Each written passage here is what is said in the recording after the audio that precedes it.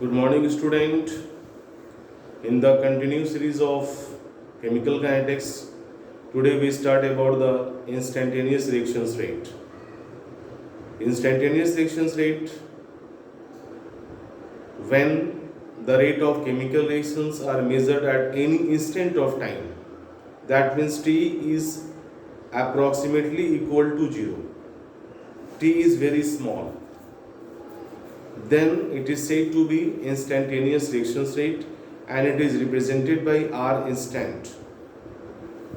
Now, instantaneous reactions rate, when rate of chemical reactions are determined at any instant of time. Instant time means time approximately equal to 0.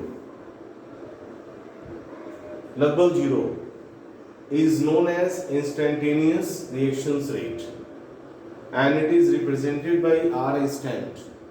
Considered a reactions 2N2O5 gas forms 4NO2 gas plus O2 gas.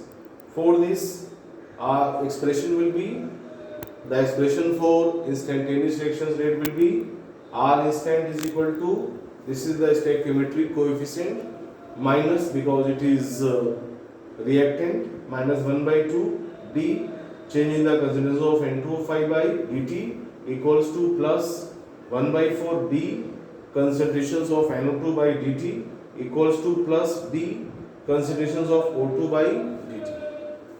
This is the expression for the instantaneous reactions rate, and here d is the very small change. It is only different, there is d. If you use or to find out instantaneous reactions rate, then you put d. For the average reactions rate, we put delta mark sign. Delta represent a small change and d represent very small change. So it is very difficult to find out. So it is not included to determine in your syllabus. But we try to understand the concept, what is instantaneous reactions rate. Once again, instantaneous reactions rate, when rate of chemical reactions are determined at any instant of time, time आपका लगभग 0 होगा, then it is said to be instantaneous reactions rate and it is represented by R instant. For example, are reactions and their instantaneous reactions rate written as follow. D represent very small change. I think that all of you understand. Graphically, R instant, that means instantaneous reactions rate are determined with the help of this example. Suppose that there is a concentration and there is a time in second, then this is the change in the concentration of or decrease in the concentration of N2O5. To find out the R instant, you make a tangent over this curve graph, and then this is OA and this is OX. So R instant is equal to minus OA by OX.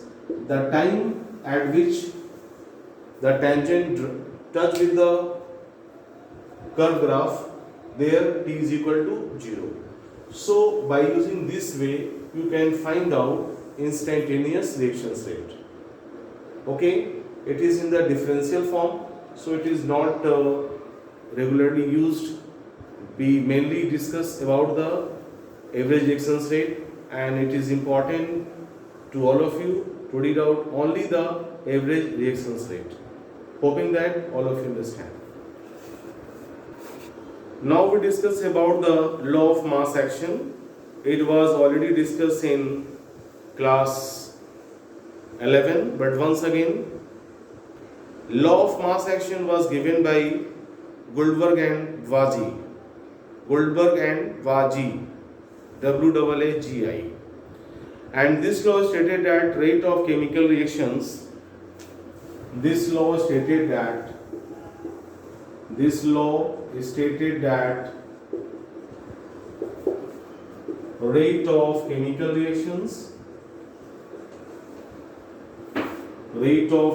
reaction is directly proportional to the product of active masses of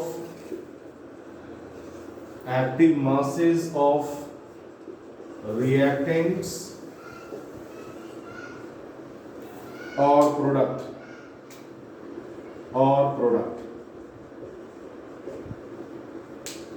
Considered are reactions N2O5 gas forms NO2 gas plus O2 gas 4,2. Now in this case, rate is proportional to concentrations of N2 to the power twice.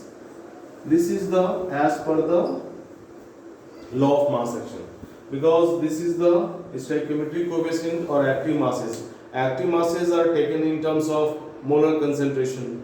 So there is 2. So rate is proportional to the twice of the concentration of N2O5 according to the law of mass action. But experimentally it is found that it is not true. In this case, but experimentally it is found that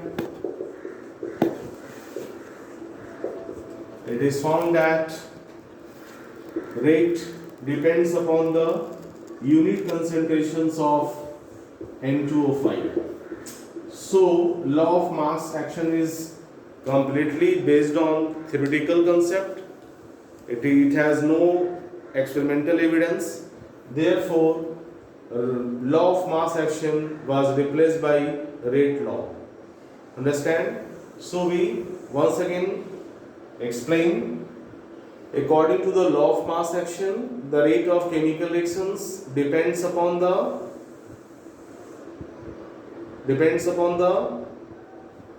active product of active masses of reactant or product.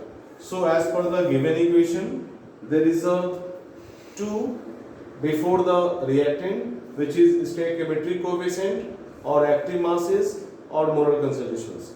So in this case, rate is proportional to the twice square of the concentrations of N2O5. But experimentally it is found that rate of these reactions depends upon the unit concentrations of N2O5. So it has been replaced by the rate law. So I think that all of you understand, and now all of you ready to study rate law. Now all of you try to understand rate law. Rate law is used after replacing the law of mass action, because law of mass action is based upon the theoretical value and rate law is the experimental value. So it is more correct. So all of you try to understand about the rate law. Rate law is the expression in which reactions rate, that means rate of reactions, is given in terms of molar concentrations of reactant with each terms raised to some power, which may or may not be. This is the main things. As per the law of mass action, which only depends upon the given theoretical value, but it is determined on the basis of experimental value. So here, which may or may not be, same as the stoichiometric coefficient of the reacting species in the balanced chemical equation. To justify the rate law, we takes 2 examples. Number 1, chloroform plus Cl2 forms CCl4 plus HCl. all of you seen that here is 1 mole, but here is 1 mole, both of the 1 mole, but the rate is depends upon the unit concentrations of CH Cl3, but half of the Cl2. So this is the variation. So this variation is explained on the basis of rate law. Similarly, for the hydrolysis of ester, in the case of hydrolysis of ester, rate doesn't depends upon the amount of water, because water are in the excess amount, so it doesn't depends. Okay, so in this case, rate law experimental is rate is equal to K unit concentrations of ethyl ethanoate, but doesn't depends upon the water. So there is a difference in the rate law expressions, the rate law and the law of active mass. Understand? So then all of you try to understand rate law is the process by which we can express reactions rate, which is based on the experimental value, not on the theoretical value. Therefore, rate law is important for you. Rate law is calculated with the help of experimental fact, whereas law of active mass is measured on the basis of theoretical value. So that is the difference. So hence law of mass action is replaced by rate law. I think that all of you understand in this very well manner.